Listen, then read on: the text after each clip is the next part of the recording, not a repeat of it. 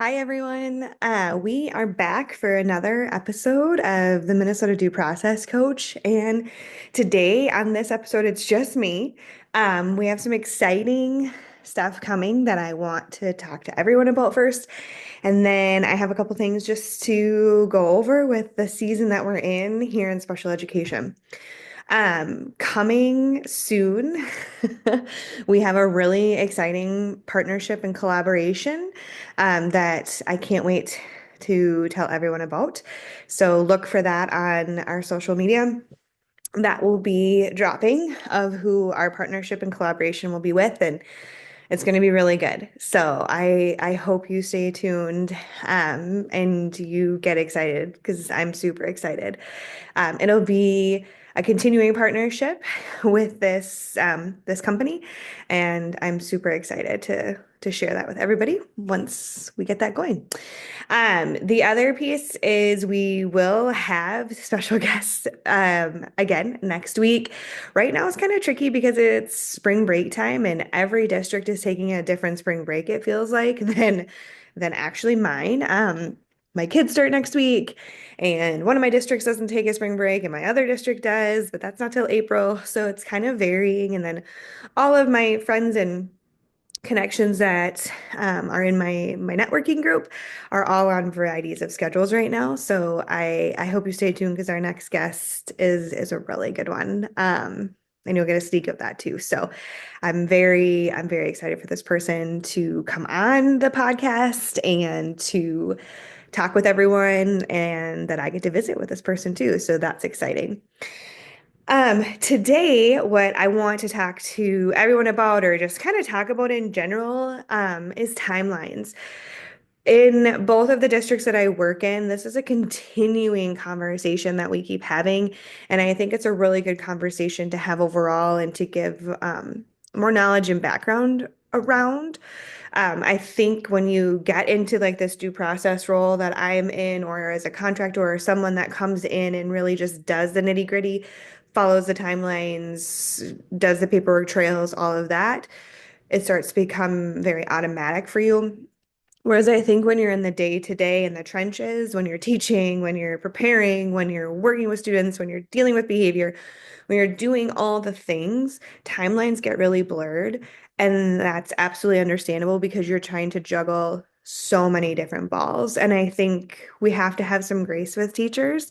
And that's what I've been really working on and coaching with people is just getting that paperwork done within the timeline, how to manage that, and how to manage all of the day to day. It's easier for me to follow timelines and to do things within due process because I'm not juggling six balls of a classroom with students, with behavior, with all of the things. So I can follow more closely, just like an administrator or a coordinator or a director can as well. They're managing different balls, right?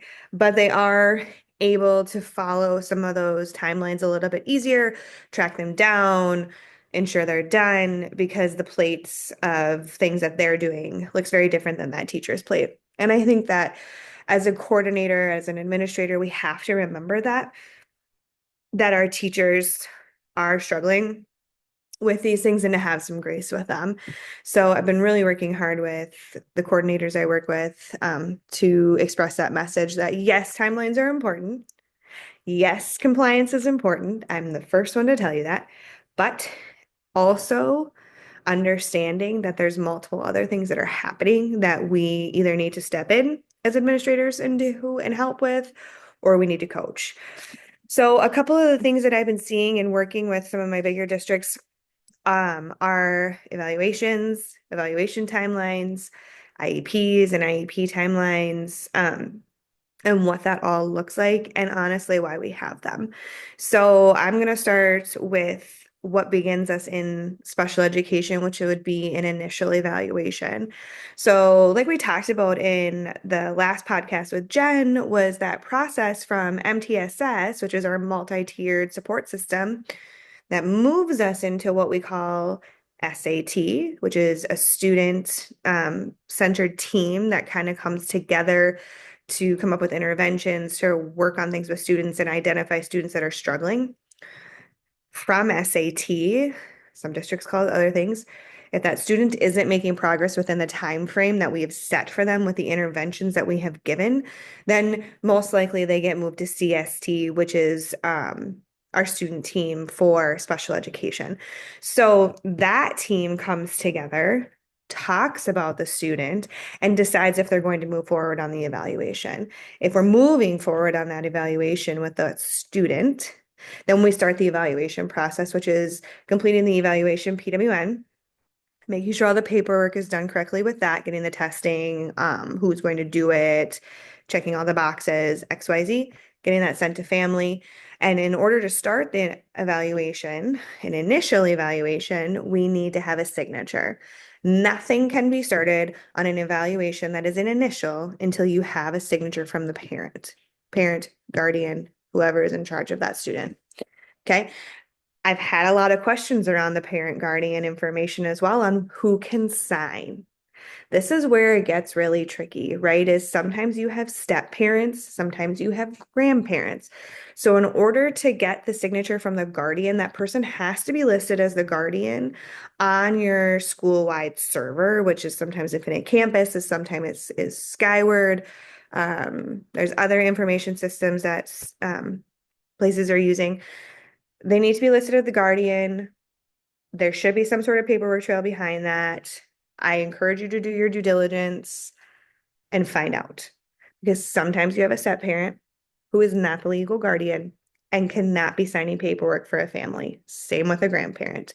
So you either need to have a paperwork trail that follows to say that they're the guardian, or that parent, guardian, step parent, whoever has the legal rights to sign for them. Because if you don't, it is null and void, and you need to have a parent sign that.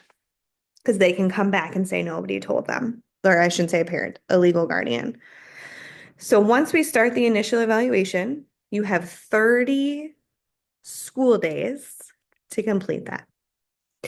Another big question that's been coming, because we live in Minnesota, is snow days. Now, if you have a snow day that is truly a snow day, and there's no teachers and there's no students working because it is a snow day, you get an extra day. So your 30 days turns into 31, quote unquote, because there was no school that day. Okay. If you have an e-learning day, that counts against your 30 days.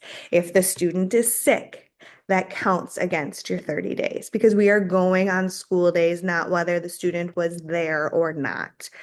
The only time you get that extra day is if there is no school, period. Holidays, breaks, when you have off for a random PD day, those count because there's no student, keyword, student contact.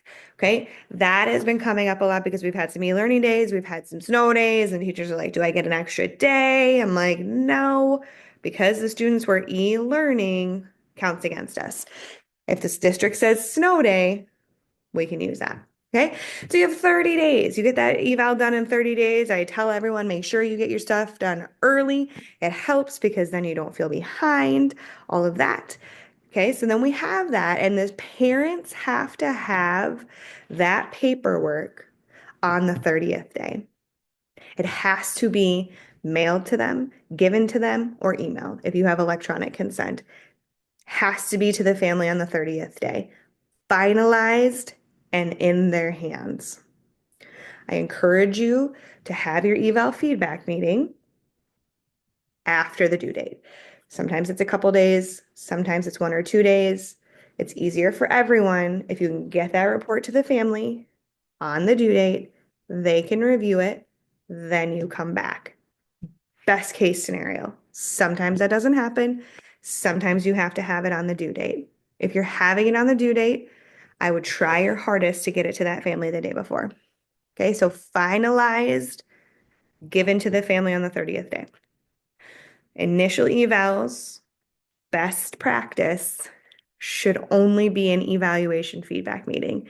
Your IEP, if they qualify, needs to be after that initial eval feedback meeting because that gives the family time to think about the results, to think about the services that you may be talking about with that student, what the needs are, all of those things, and gives them some really great time to really soak that information in and think about it.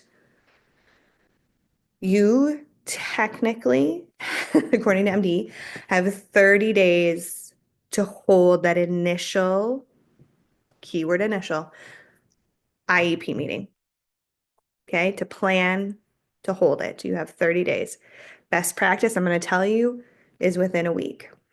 But sometimes things get busy, sometimes things happen. We have a 30-day window. Okay, so now we've had the eval feedback. We are having, we're setting up the IEP meeting.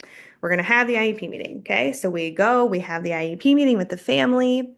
From there, best practice in most districts is you have 10 days, 10 school days to write the IEP. Best practice. Every district chooses a different timeline. Some districts might tell you that you need to have it done within 5 days to be reviewed, 6 days, whatever, to get it out to the family. A lot of districts are going with the 10 days because that's just more realistic for their teachers. 10th school day should go home to the family and with a PWN, a prior written notice. With that prior written notice, the family has 14 days to give signature. On an initial, you have to have a signature to move forward. So if we don't get it back for 30 days, services don't start for 30 days. If you get it back at the 14th day, perfect. 15, perfect. Has to be signed. Now, once we have our initial go around and we're in our annual, we're at 14 days of implied consent, which means you can move forward after 14 days with no signature as long as they sign the original initial IEP. Anything after your original IEP and evaluation is implied consent. The same rule goes for any PWN you send, any reevaluation PWN you send, and any annual IEP you send. Those are the exception. You have 14 days of implied consent. Either they can sign it or not. That's okay if they don't. That's their choice. They could just not send it back. They could send it back in 2 days. Awesome. Services are going to continue. So those are some really big numbers and dates that I really try and teach teachers to hold on to, right? Evaluation is 30 school days. Get that IEP written in 10 days once you have the annual. PWN, you have 14 days signature on an initial, implied consent on a reeval. Okay, so there's a lot of different pieces in there. Also, when you're planning moving forward, your annual IEPs, you need to have your IEP meeting on or before the last meeting date. So if my meeting date was 3/19 of 25, I need to have my IEP on 3/19 of 25 on the dot or any day before that. I could have it on 3/1 of 25. I could have it on 2/28 of 25. Some districts ask you to do it 30 days in advance, so they're having it on 2/14 of 25. So they're really getting ahead.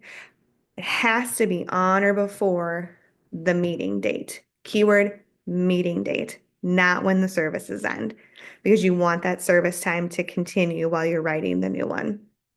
So another big piece is just that planning for your annuals, getting ahead of that, pulling some in early. I like to tell a lot of people if you have a lot in March, like say you have like 5 in March, pull 2 or 3 in early in February and get those done. That way it doesn't feel as heavy once you get into all of your paperwork.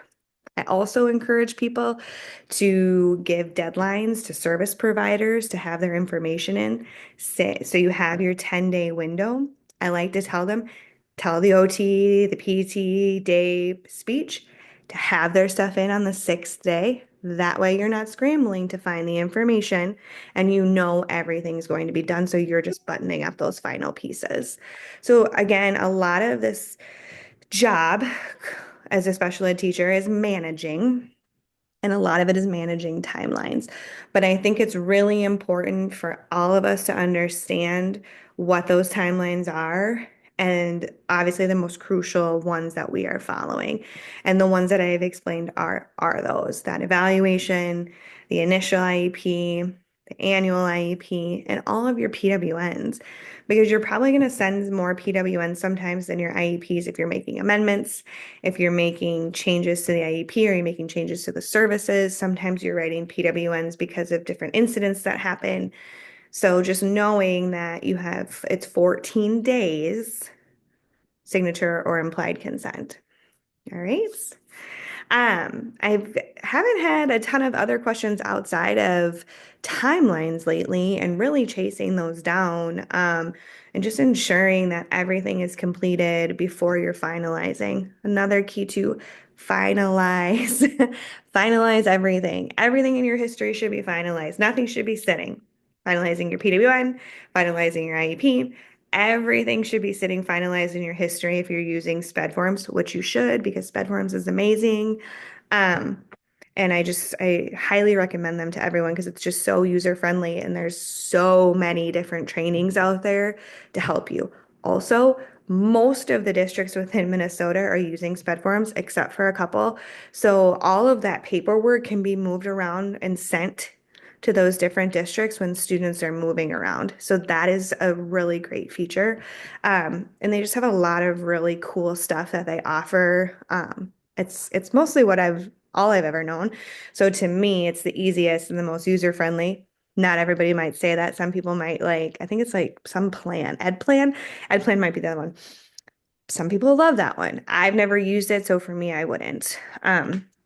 As always, please send me questions, reach out to me. I also run a due process group on Wednesdays.